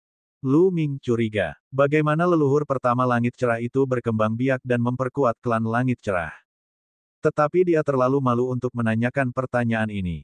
Akan tetapi, orang macam apakah leluhur langit biru itu? Dia tahu apa yang ingin ditanyakan Lu Ming dari ekspresinya. Kami menyebut gunung yang diubah oleh para master penciptaan menjadi gunung surgawi penciptaan. Pada awalnya, ada 36 orang dari kami yang mendaki gunung surgawi penciptaan. Kata nenek moyang langit hijau. Lu Ming mengangguk. Ternyata awalnya ada 36 orang. Kalau begitu, tidak akan jadi masalah untuk bereproduksi. Kami ber-36 orang terlahir dengan basis kultivasi dari 5 transformasi alam Raja Abadi. Setelah lama berkultivasi, kami semua mencapai alam semesta setengah langkah. Namun, sebuah masalah terjadi saat ini. Orang terkuat mencoba menerobos ke tingkat alam semesta tetapi gagal. Dia meninggal dan esensi darah serta energi jiwanya diserap oleh 35 orang yang tersisa. Setelah itu, orang kedua, orang ketiga, satu persatu, mereka jatuh saat mencoba menerobos ke tingkat alam semesta. Tak satu pun dari mereka memiliki esensi darah atau energi jiwa yang tersisa untuk diserap. Lebih dari selusin orang gagal menembus tingkat alam semesta, dan sisanya menjadi malu-malu dan tidak berani mencoba. Namun, karena mereka telah menyerap terlalu banyak esensi darah dan energi jiwa, jiwa mereka menjadi kacau dan kekuatan mereka tidak murni. Seiring berjalannya waktu, berbagai masalah muncul. Beberapa orang menjadi gila dan menghancurkan diri sendiri, sementara yang lain menjadi gila dan membunuh orang-orang mereka sendiri, hanya untuk dibunuh oleh orang lain. Esensi darah dan energi jiwa orang yang meninggal akan diserap oleh orang-orang yang tersisa. Pada saat itu, kami tidak ingin menyerapnya, tetapi kami tidak dapat menghentikannya. Ini mungkin telah ditakdirkan ketika gunung surgawi penciptaan melahirkan kami. Pada akhirnya, 35 dari 36 orang itu meninggalkanku sendirian. Aku menyerap esensi darah dan energi jiwa dari 35 orang lainnya dan berhasil menembus tingkat alam semesta dalam satu gerakan. Menjelang akhir, primogenitor langit cerah mendesah dalam, matanya dipenuhi kenangan. Lu Ming terdiam. Ini adalah hal yang menyedihkan bagi leluhur langit cerah. Sebenarnya, lautan alam semesta Yin yang mirip dengan gunung langit ciptaan. Pada masa-masa awal, klan langit luas dan klan langit kuning masing-masing melahirkan 36 orang, tetapi mereka semua meninggal pada akhirnya. Esensi darah dan energi jiwa mereka membantu salah satu dari mereka menerobos ke tingkat alam semesta, dan orang itu menjadi leluhur klan langit luas dan klan langit kuning. Primogenitor langit hijau terus menjelaskan. Lalu mengapa ras langit biru bekerja sama dengan ras langit kuning untuk membunuh ras langit biru? Mungkinkah itu karena lempengan giok Zenluo yang agung? Lu Ming bertanya lagi. Wajar saja jika cakram giok Zenluo agung berakhir di tangan penguasa penciptaan biru laut dan diwarisi oleh ras langit biru. Ada beberapa alasan. Leluhur langit cerah mengangguk dan terdiam beberapa saat. Ia tampak sedang menata pikirannya, lalu berkata, lautan alam semesta Yin yang melahirkan ras Chang dan Huang sebelum gunung surgawi penciptaan. Namun, mereka berkembang di lautan alam semesta pada awalnya dan tidak tahu ada tanah penciptaan. Kemudian, ras langit biru muncul. Meskipun gunung langit ciptaan tidak sebesar lautan alam semesta Yin Yang, ras langit biru menggunakan benua ciptaan sebagai fondasi mereka dan memperoleh sejumlah besar senjata abadi, kitab suci abadi, dan harta alam. Mereka berkembang sangat cepat dan mengejar yang lain. Kekuatan keseluruhan mereka bahkan sedikit lebih kuat daripada salah satu ras di langit kuning dan langit biru. Seiring berkembangnya tiga ras besar, semakin banyak ahli yang akan muncul. Tidak dapat dielakkan lagi bahwa kita akan bertemu. Bab 5778, Ketidakpastian. Pada mulanya, ketiga ras dapat hidup damai, namun kemudian, karena perbedaan pemikiran, kami mengalami perselisihan besar.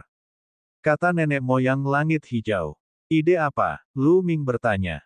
Anda harus tahu bahwa pengembangan tingkat alam semesta tidak hanya membutuhkan pemahaman tentang niat kekacauan primal, tetapi juga pemahaman tentang kekuatan sejati.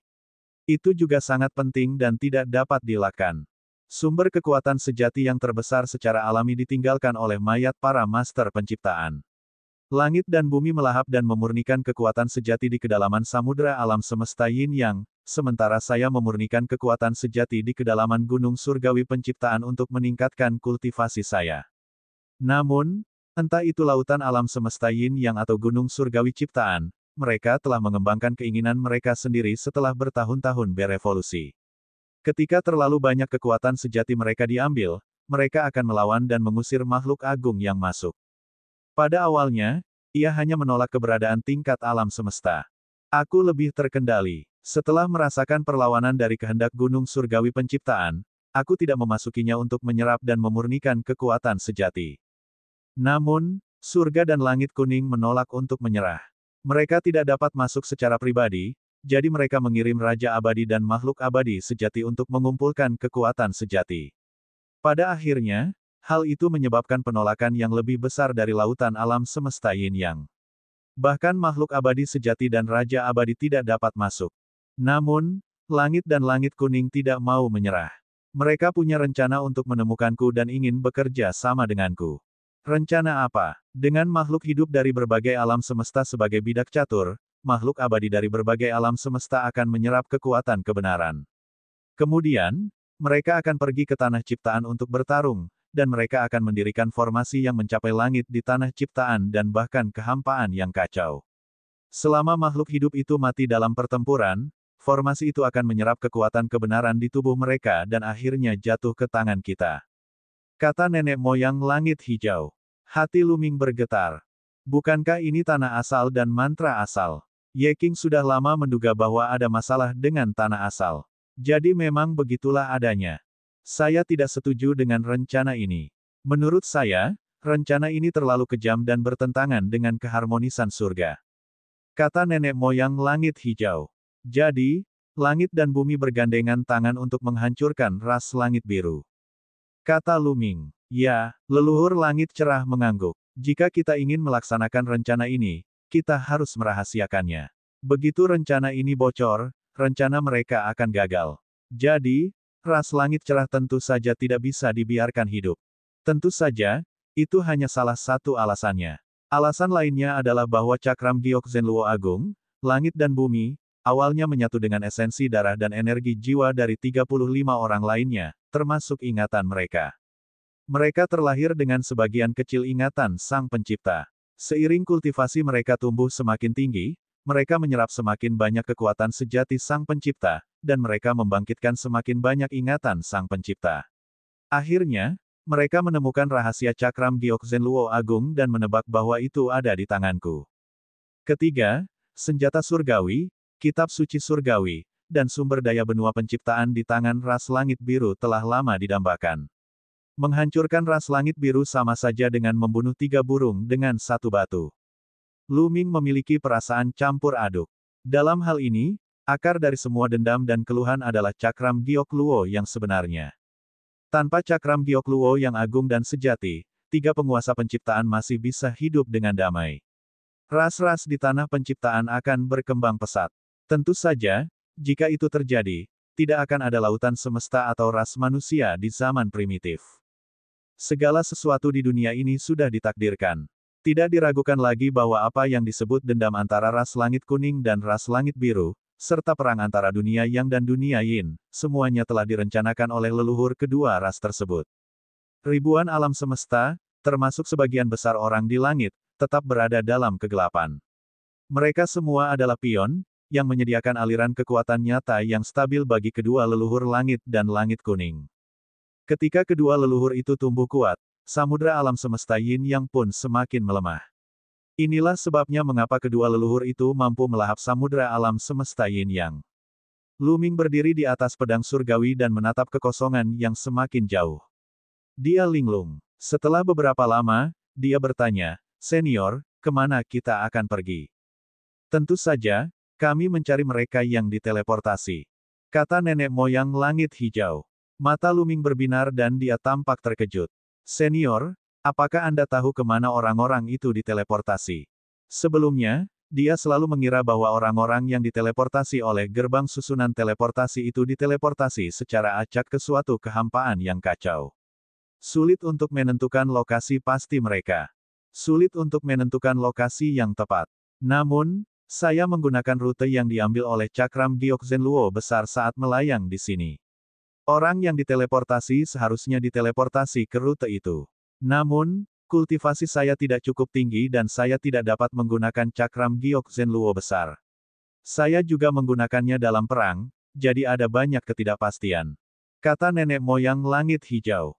Ketidakpastian. Apa maksud senior dengan ini? Hati Lu Ming hancur. Ketidakpastiannya adalah saya tidak sepenuhnya yakin apakah orang-orang yang diteleportasi akan benar-benar muncul di jalur ini.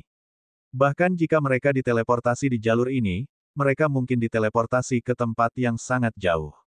Bagaimanapun, kita telah terbang di jalur ini selama setahun dan kita belum melihat satu pun makhluk hidup. Kata nenek moyang langit hijau. Ekspresi Lu Ming tidak terlihat baik. Dia sangat khawatir. Kekosongan kekacauan purba sangatlah berbahaya. Di dalam ruang hampa yang kacau di sekitar samudra semesta, bahkan Raja Abadi pun akan mati jika mereka memasukinya. Sedangkan untuk kehampaan yang kacau, yang lebih jauh lagi, itu pasti lebih berbahaya. Suku abadi unsur telah menderita kerugian besar saat menjelajahi kehampaan yang kacau.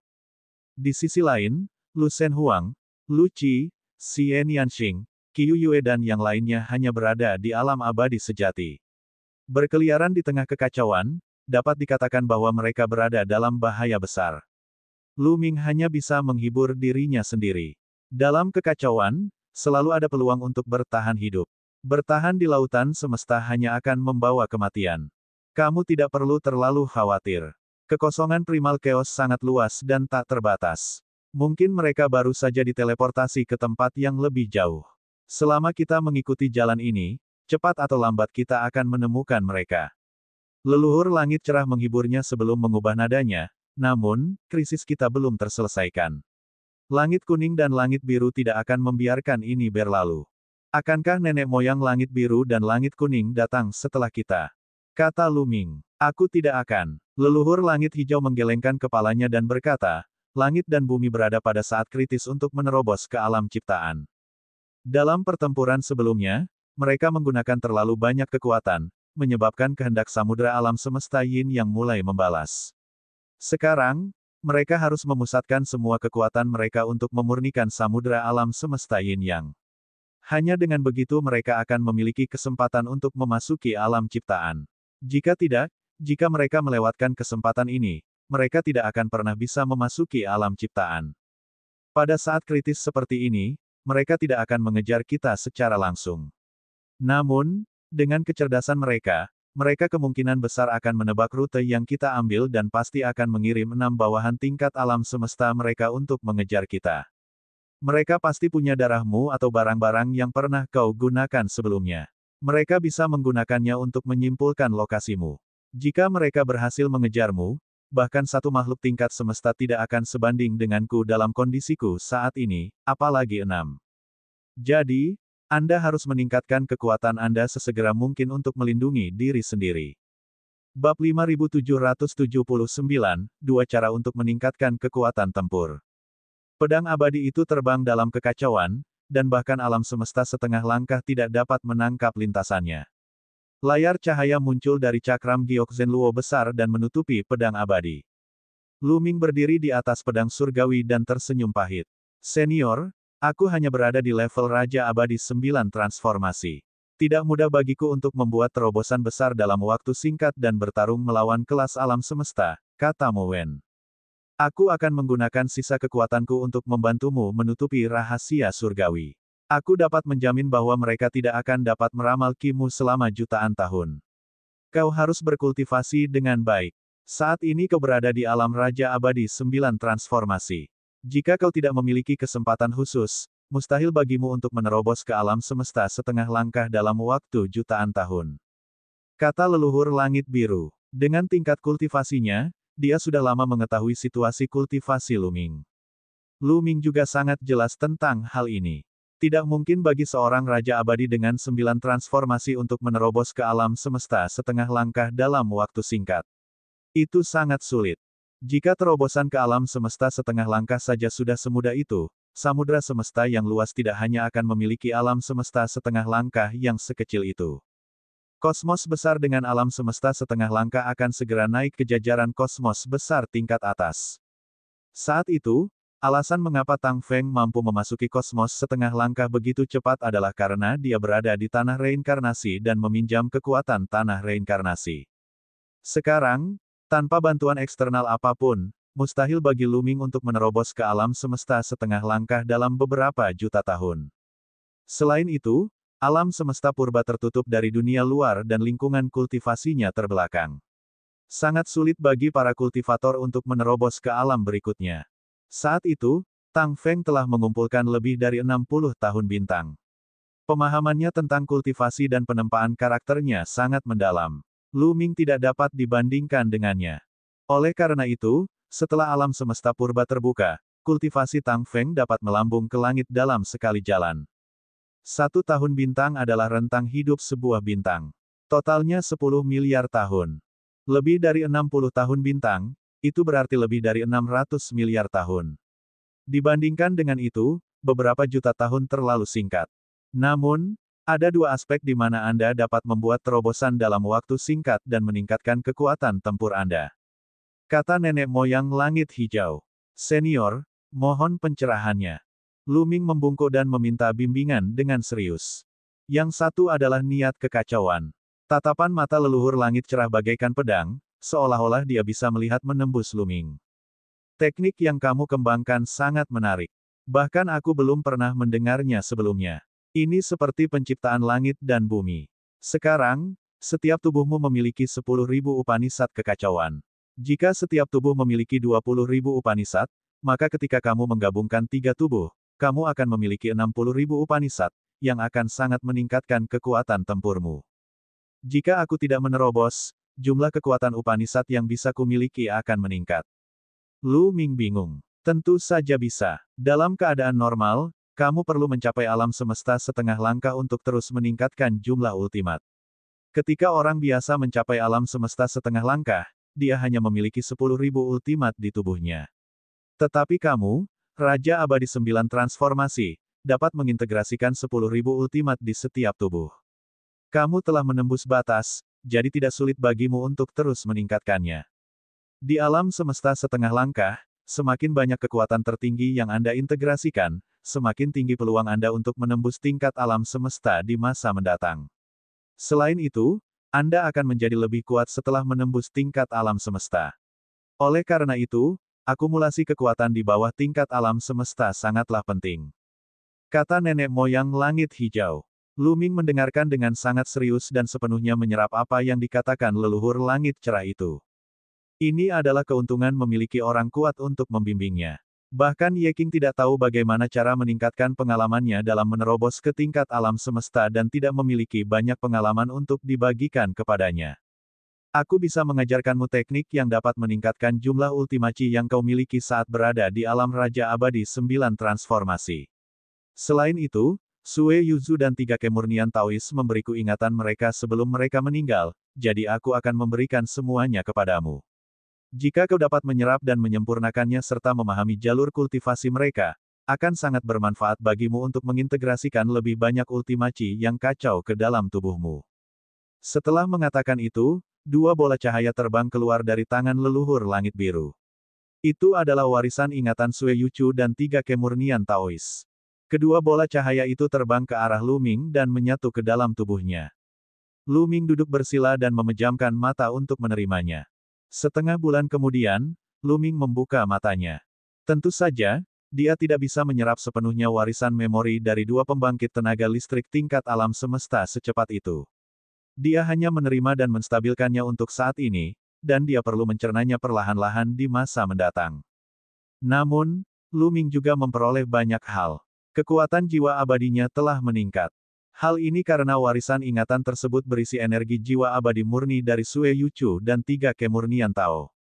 Senior, selain menambah jumlah kekacauan Upanishad, bagaimana lagi aku bisa menambah kekuatanku? Lu Ming bertanya. Di sisi lain, ini tentang kitab suci yang abadi dan teknik yang abadi. Kitab suci yang abadi yang telah Anda kembangkan tampaknya sangat istimewa. Tunjukkan kepada saya, kata nenek moyang langit hijau. Lu Ming mengangguk. Dengan satu pikiran, diagram Dao yang tak terhitung jumlahnya muncul. Lebih dari 250.000 aturan seni abadi beredar, saling terkait dan bergabung terus-menerus dengan cara yang tidak terduga. Senior, ini adalah buku abadi 10.000 Dao. Kata Lu Ming. Menakjubkan, sungguh menakjubkan. Dia benar-benar memulai dari akarnya dan langsung memahami hukum berbagai teknik abadi, lalu menggabungkannya menjadi berbagai teknik abadi. Sungguh menakjubkan. Sutra abadi ini adalah sutra abadi teratas bahkan di dunia nyata. Beberapa tokoh luar biasa telah meninggal dalam kehampaan yang kacau ini. Leluhur King Tian menghela napas. Kemudian, dia melambaikan tangannya dan gelombang energi menyelimuti Lu Ming, membawanya ke dalam cakram giok luo sejati yang agung. Cakram giok Zen Luo yang besar itu luas dan tak terbatas. Sebuah prasasti batu besar berdiri di tanah. Lu Ming tertegun karena dia mengenali bahwa ini adalah prasasti batu tanpa kata dari Istana Abadi Penciptaan. Setelah aku melarikan diri, aku pergi ke Istana Surgawi Sang Pencipta dan mengeluarkan prasasti abadi 10.000 seni. Benda ini memiliki banyak kegunaan dan tidak akan jatuh ke tangan langit dan bumi. Kata nenek moyang langit hijau. Jadi, ini disebut prasasti abadi 10.000 seni. Nama ini cukup tepat. Lu Ming mengangguk. Ia merasa sedikit malu saat memikirkan nama-nama yang mereka buat. Prasasti abadi 10.000 seni diperoleh oleh Master Penciptaan Changqing dari kehampaan yang kacau. Itu dapat membantu orang memahami kitab suci abadi dan teknik abadi. Bahkan bagi Master Penciptaan, itu ajaib. Saat itu, ketika 3 Master Penciptaan bertarung, Master Penciptaan Changqing tidak mati di tempat, yang terkait erat dengan prasasti abadi 10.000 seni. Anda mengolah sutra abadi Dao yang tak terhitung jumlahnya, yang melengkapi prasasti abadi 10.000 seni ini. Jika Anda dapat memadukan lebih banyak aturan teknik abadi ke dalam aturan teknik abadi asli dari sutra abadi tingkat atas, Anda tidak perlu mencapai ranah, mengubah kehampaan menjadi kenyataan, untuk meningkatkan kekuatan sutra abadi dan teknik abadi secara signifikan. Kata nenek moyang langit hijau. Di atas fondasi asli, dapatkah lebih banyak aturan teknik abadi diintegrasikan? Lu Ming curiga. Bukannya dia belum pernah mencobanya sebelumnya, tetapi selalu berakhir dengan kegagalan. Misalnya, untuk mengolah sutra pedang Suanyuan hingga tingkat kesempurnaan, diperlukan 33.000 aturan teknik abadi yang harus dikombinasikan bersama. Ada 108.000 aturan teknik abadi tipe ofensif dan dia telah memahami semuanya dan mengintegrasikannya ke dalam diagram Dao yang tak terhitung jumlahnya. Dia telah mencoba berkali-kali untuk memadukan aturan-aturan teknik abadi ofensif lainnya ke dalam sutra pedang Suanyuan untuk menambah jumlah aturan teknik abadi di dalamnya, tetapi dia gagal. Bab 5780, Cara Menyelamatkan Tang Feng. Dalam keadaan normal, itu tidak mungkin. Setiap jenis seni dan teknik abadi telah melalui pengendapan selama bertahun-tahun yang tak terhitung jumlahnya di dunia nyata. Banyak ahli telah bekerja keras untuk menciptakannya. Semua jenis aturan seni abadi saling terkait dengan sempurna untuk membentuk keseimbangan yang halus. Jika Anda ingin menambahkan bahkan satu aturan seni abadi di dalamnya, Anda akan menghancurkan keseimbangan ini, membuat seni abadi tidak stabil dan runtuh. Bahkan makhluk tingkat semesta akan merasa sulit untuk memadukan lebih banyak aturan teknik abadi, apalagi Raja Abadi. Itu adalah sesuatu yang diteliti oleh para master penciptaan. Namun, Anda mungkin dapat melakukannya dengan sutra abadi Dao yang tak terhitung jumlahnya dan tablet abadi 10.000 seni. Penjelasan tentang primogenitor langit cerah. Senior, apakah benar-benar mustahil untuk menciptakan sutra abadi di bawah tingkat alam semesta? Lu Ming bertanya. Dalam keadaan normal, bahkan sutra tingkat semesta tidak akan mampu menciptakan sutra abadi. Namun, tidak ada yang mutlak di dunia ini. Jika makhluk di lautan semesta tidak dapat menciptakannya, apakah makhluk di tempat lain tidak dapat menciptakannya? Menurut ingatan para master pencipta, ada makhluk hidup di dunia nyata. Meskipun jarang bagi seseorang di bawah tingkat alam semesta untuk menciptakan sutra abadi, masih ada beberapa. Misalnya, teknik pemisahan tiga, yang Anda kembangkan bukanlah sutra abadi, tetapi lebih seperti sutra abadi. Bukankah itu juga diciptakan oleh mereka yang berada di bawah tingkatan alam semesta? Teks terbentuk secara alami, dan diperoleh secara kebetulan. Terkadang, inspirasi akan muncul, dan itu hanya akan memakan waktu sesaat. Kata nenek moyang langit hijau. Lu Ming mengangguk. Dia sudah punya ide. Namun, melihat prasasti abadi 10.000 seni di depannya, masih ada keraguan di hatinya yang belum terjawab. Senior, apakah Anda sudah lama memasuki istana pencipta abadi? Lu Ming bertanya. Lu Ming pernah melihat darah Raja Manusia Sengki di kedalaman istana abadi penciptaan, tempat para master penciptaan memahami Dao. Leluhur King Tian mengangguk. Saat itu, ras King Tian telah dimusnahkan. Aku terluka parah dan hampir mati. Aku mengambil cakram Gyokzen Luo yang agung dan melarikan diri ke kedalaman tanah ciptaan. Aku tertidur di ruang rahasia dan menyegel semua auraku. Kemudian, secara kebetulan, aku terbangun oleh cahaya suci dan Bian. Setelah itu, aku membawa mereka ke istana abadi pencipta untuk mendapatkan sumber daya kultivasi. Selain itu, aku berencana untuk membuat jebakan di istana abadi pencipta untuk menghadapi suku-suku langit dan bumi. Aku tidak menyangka bahwa mereka akan mengalahkanku dalam permainanku sendiri. Sedangkan kami juga dikejar oleh inkarnasi alam pernapasan embrionik dari suku-suku langit dan bumi dan hanya bisa melarikan diri ke kedalaman kekacauan. Baiklah, aku sudah memberitahumu apa yang perlu kukatakan. Selanjutnya, kau harus berkultivasi dengan baik dan meningkatkan kekuatanmu sesegera mungkin. Aku akan mengawasi dunia luar untukmu. Jika aku melihat seseorang diteleportasi ke sini, aku akan memberitahumu. Kata leluhur langit hijau. Kemudian, sosok ilusinya menyatu ke dalam lempengan Gyokzen Luo yang agung dan menghilang.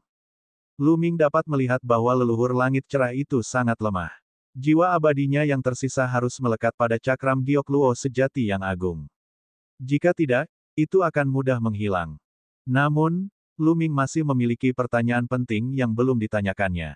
Itu tentang Tang Feng. Lu Ming mengeluarkan jiwa pedang abadi Tang Feng dan memegangnya di telapak tangannya. Jiwa pedang abadi Tang Feng sangat lemah dan redup.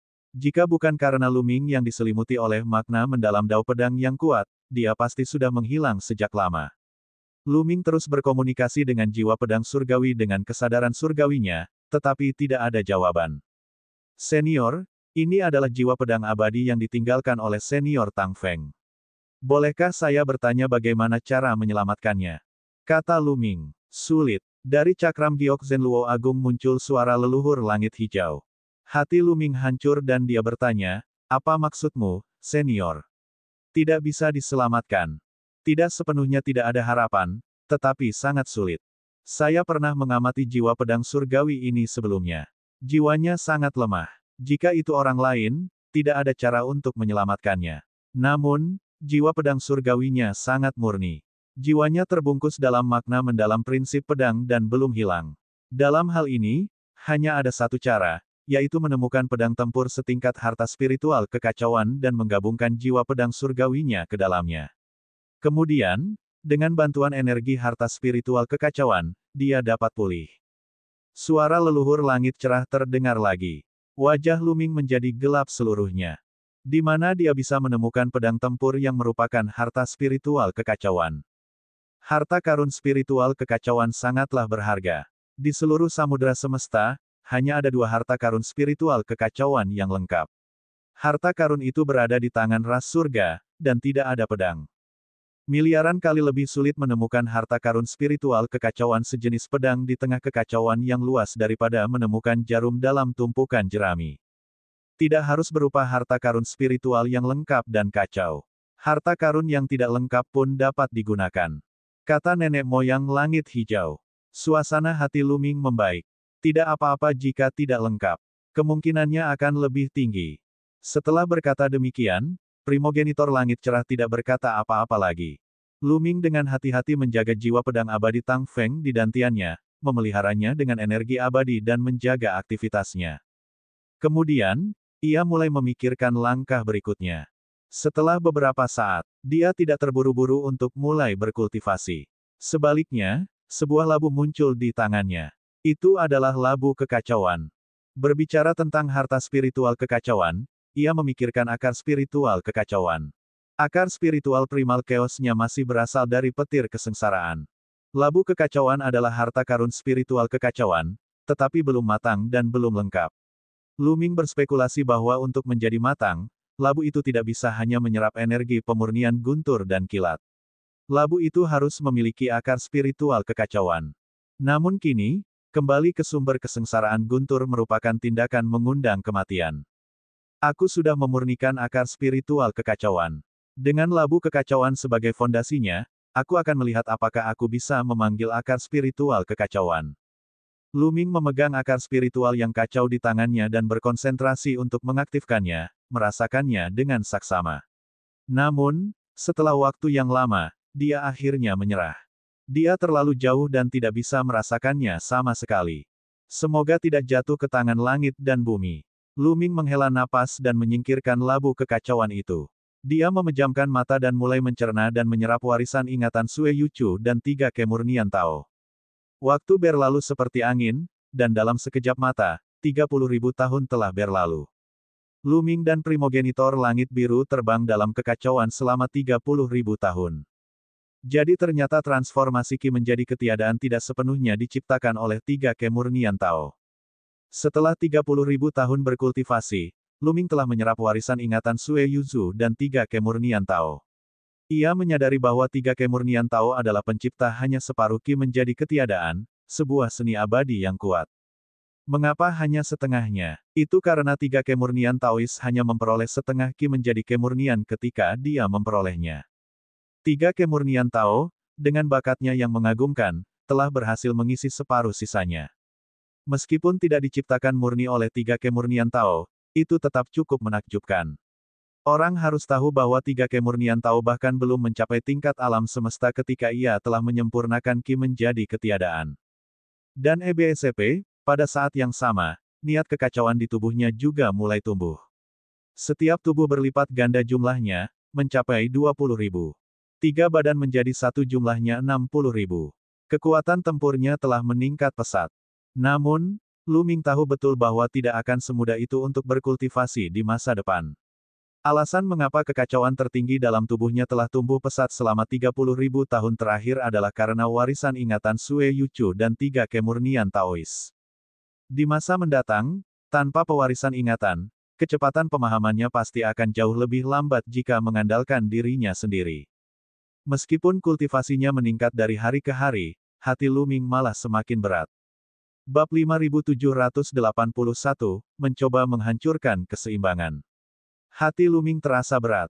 Selama 30.000 tahun terakhir, mereka belum pernah bertemu satu makhluk pun dari lautan semesta. Mereka belum pernah bertemu satu orang pun yang telah diteleportasi melalui pintu susunan teleportasi. Selama 30.000 tahun, setelah terbang entah sejauh apa, mereka masih belum bertemu satu orang pun. Hanya ada 3 kemungkinan. Pertama, seseorang telah diteleportasi ke tempat yang dilewati Luming, tetapi mereka tidak tinggal di sana. Sebaliknya, mereka pergi dan memasuki kekacauan. Kedua, mereka akan diteleportasi ke tempat yang lebih jauh lagi, dan mereka belum akan sampai di sana. Ketiga, ada penyimpangan dalam teleportasi. Bukan pada rute ini, tetapi pada arah lain. Bahkan mungkin mengalami kecelakaan. Kemungkinan ketiga adalah kemungkinan yang paling tidak ingin dilihat Luming. Namun, tidak ada cara lain sekarang. Di mana dia bisa menemukannya di tengah kekacauan yang luas ini. Dia hanya bisa terus berjalan di sepanjang jalan ini dan berharap Xian Yanxing dan yang lainnya telah diteleportasi ke tempat yang lebih jauh. Mereka bertiga berpisah dan duduk bersila di bawah prasasti abadi 10.000 seni untuk memahami aturan teknik abadi. Dia telah menghabiskan waktunya untuk memahami kekuatan kekacauan Upanishad dan meningkatkan kultivasinya. Dia memutar ketiga badannya dan mencoba menjaga keseimbangannya. 6 tingkatan alam semesta dari ras langit belum menyerah selama 30.000 tahun terakhir dan masih mengejar Luming dan leluhur langit cerah. Keberadaan tingkat alam semesta sangatlah bertekad dan sabar. Setiap kali mereka menyendiri, mereka akan menghabiskan beberapa tahun bintang atau bahkan lebih lama. Menghabiskan puluhan ribu tahun untuk mengejar mereka adalah hal yang mudah. Jangankan puluhan ribu tahun, bahkan ratusan juta tahun tidak akan mampu menggoyahkan tekad mereka atau menguras kesabaran mereka.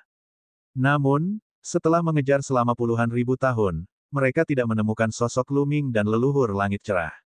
Mereka tidak dapat tidak curiga bahwa ada penyimpangan dalam arah pengejaran mereka. Lagi pula, jarak di antara mereka terlalu jauh. Selama sudutnya sedikit melenceng di awal, jarak antara dia dan Luming serta primogenitor langit cerah akan bertambah seiring bertambahnya jarak. Yang terpenting, rahasia surga Luming telah disembunyikan.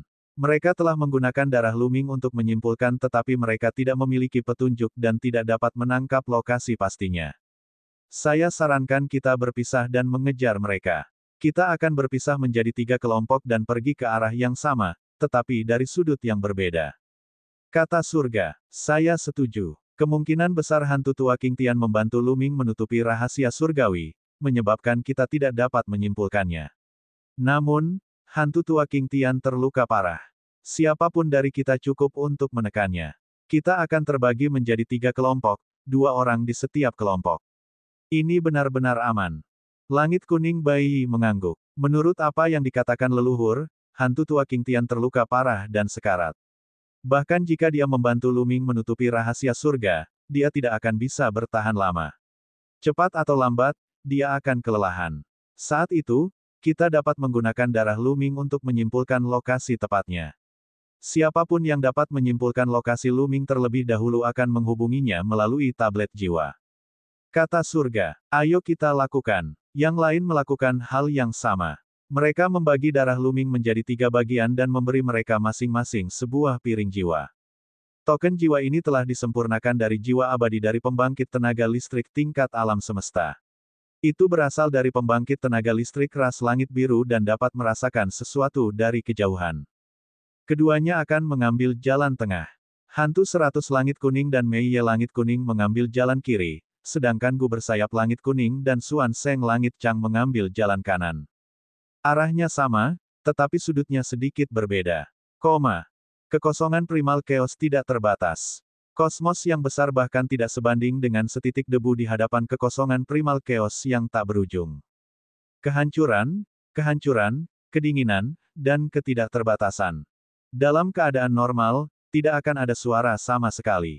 Hanya sesekali terdengar petir yang menggelegar atau badai kekacauan. Luming duduk bersila di atas pedang abadi, seperti setetes air di lautan. Melihat sekelilingnya, dia menemukan bahwa lingkungan sekelilingnya dan Qi yang kacau tetap persis sama, tidak berubah selama 10.000 tahun. Hal ini membuat orang merasa terjebak di suatu tempat. Jika kemauan seseorang tidak cukup kuat, terbang melalui kekacauan primordial terlalu lama akan menyebabkan kondisi mentalnya runtuh dan seseorang menjadi gila. Namun, Luming fokus pada kultivasinya dan tidak merasakan banyak hal. Begitu saja, 3 juta tahun berlalu dengan cepat. 3 juta tahun, siapa yang tahu seberapa jauh mereka telah terbang, tetapi mereka masih belum bertemu satu orang pun. Luming hanya bisa menghibur dirinya sendiri bahwa Xian Yanxing, Qiu Yue, dan yang lainnya telah meninggalkan tempat asal mereka dan memasuki kekacauan. Dengan kultivasi mereka, selama mereka tidak mengambil inisiatif memasuki tempat-tempat berbahaya itu, mereka mungkin tidak akan mendapat masalah.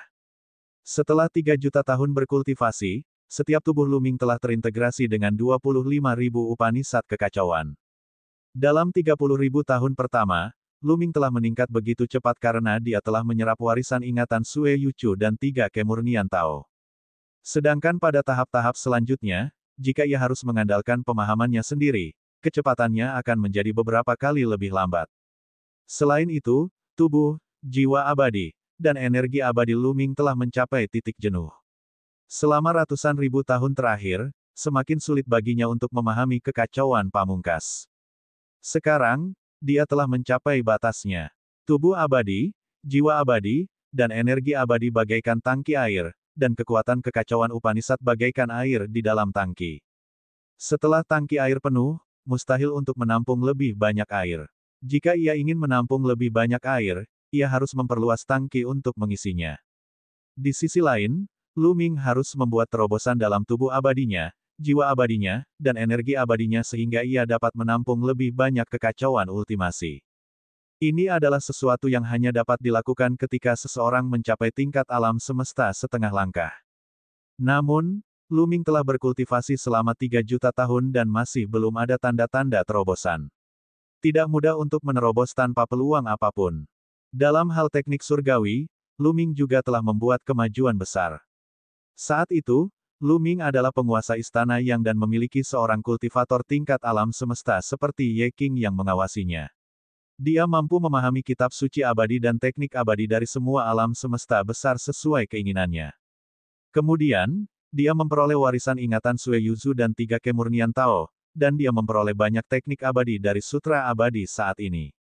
Dapat dikatakan bahwa dia telah menguasai hampir semua kitab suci dan teknik abadi di samudera semesta, kecuali yang dilarang untuk dibocorkan oleh ras langit biru dan ras langit kuning. Dengan seni dan teknik abadi ini sebagai fondasinya, ia memahami seni abadi dari berbagai dao di bawah prasasti abadi 10.000 seni. Kemajuannya sangat besar. Sekarang, jumlah total seni dan aturan abadi pada lukisan Tao yang tak terhitung jumlahnya telah mencapai 500.000.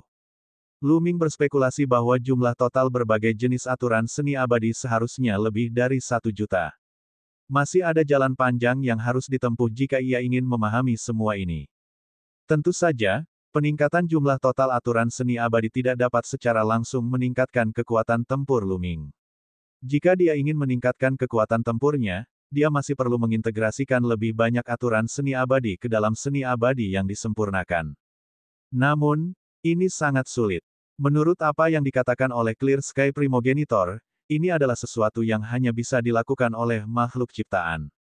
Pada 1 juta tahun pertama, Lu Ming menggunakan buku panduan pedang Xuan Yuan sebagai landasan untuk bereksperimen tetapi semua eksperimennya berakhir dengan kegagalan. Pada akhirnya, Lu Ming beralih ke kitab suci abadi dan teknik abadi lainnya, tetapi semuanya gagal. Kombinasi kitab suci abadi dan teknik abadi itu berada dalam kondisi yang paling sempurna.